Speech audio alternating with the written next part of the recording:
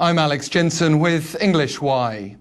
President Park Geun-hye held unprecedented talks with the heads of the two main rival parties at the National Assembly earlier.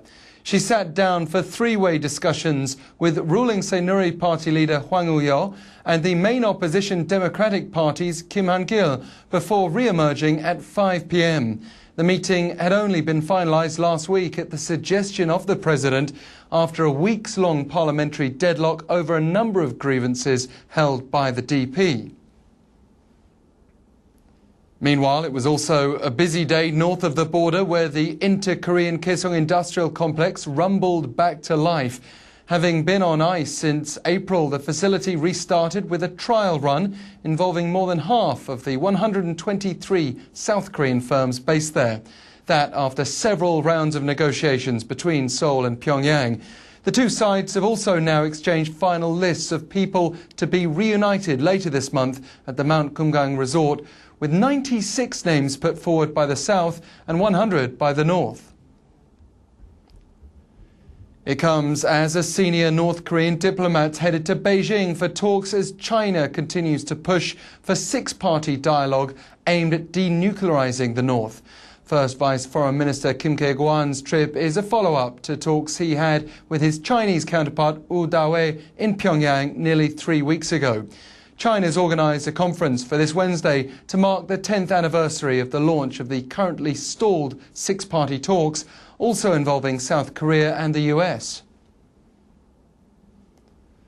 Seoul's joined much of the international community in welcoming the weekend's agreement between the US and Russia to remove Syria's chemical weapons. Under the deal, the aim will be to dismantle and destroy Syria's stockpile of chemical weapons by the middle of next year.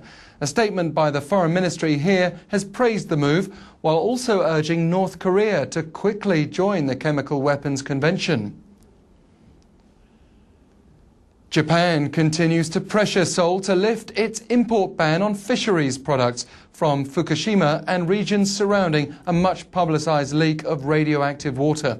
As well as sending an official here earlier to visit the South Korean Food and Drug Agency, Japan has also provided additional records on the extent of the leak. Consumers in Korea have been raising concerns about the safety of Japanese imports, although despite the ban, Seoul has not so far found evidence of contamination in shipped products beyond safe levels.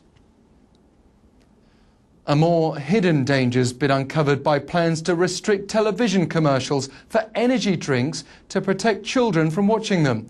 The National Food Watchdogs announced guidelines so that such ads for products containing high levels of caffeine will be banned from airing between 5 and 7 p.m. Industry insiders say Korea's energy drink market jumped to 100 billion won in sales in 2012, more than tripling 2011's 30 billion won. The Kosbis bounced back above the 2,000-point mark after losing a little steam at the end of last week. The local benchmark index closed 0.96% higher, above 2013, thanks to eased concerns over the withdrawal of stimulus measures in the US. In sport, Shin-soo of the Cincinnati Reds has surpassed 100 walks in a season for the first time in his career. He achieved the feat in a 6-5 road defeat to the Milwaukee Brewers on Sunday local time. Only Chu's teammate Joey Votto's drawn more walks in the National League this season, while the Korean's also the second highest run scorer in his league. And up-and-coming golf sensation Lydia Ko just missed out on winning the first women's major to be played in continental Europe at France's Evian Championship. 16-year-old South Korea-born Ko finished 2 shots behind Norway's Suzanne Pedersen. The result also means Park Geun-hye wasn't able to add to her tally of 3 major victories this season alone, as she finished off the pace at 8 over par.